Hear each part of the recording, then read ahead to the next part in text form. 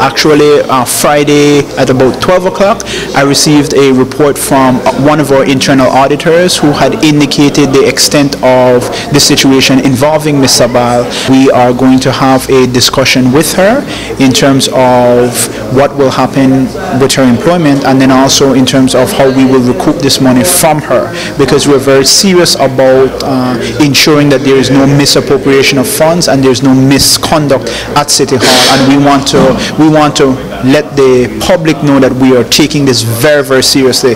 That's why I was a little bit cautious in terms of ensuring that the audit was completed.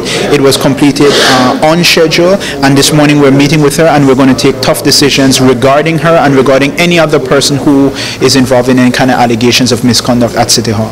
No, can you reveal that figure today? It was approximately around $60,000. This was a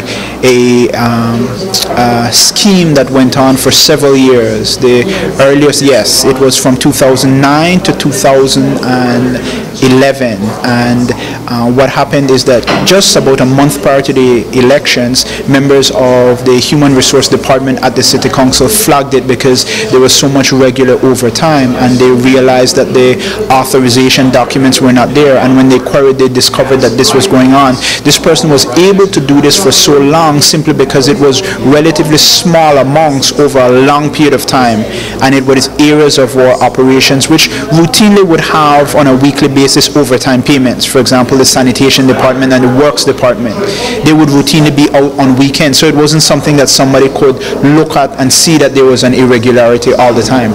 Okay, no, so this was happening using other people's names? Yes, what this individual would do is that this individual would, so a person who works at the City Council would receive their regular salary, but this individual, because they were involved in the payroll department, what they would do is that they would authorize, which was against policy also, they would authorize overtime payments for employees of the City Council, and what they would do is that they would just take the checks. And so the individuals whose names were used, they wouldn't know about it because they received their regular checks, but maybe an extra $150 per that week would be made out to this person, and then she would just take the check.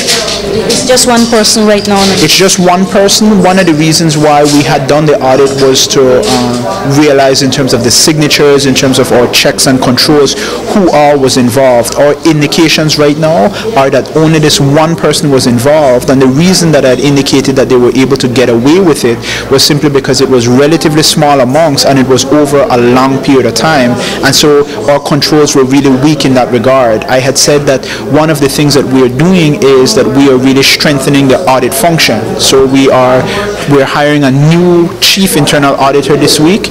We've already met with Castillo, Sanchez and Burrell, who will be our external auditors, and we're looking at creating an audit committee of the City Council so that we can plug these controls. When I've looked at something like this, it really shows a weakness in the financial management at the City Council.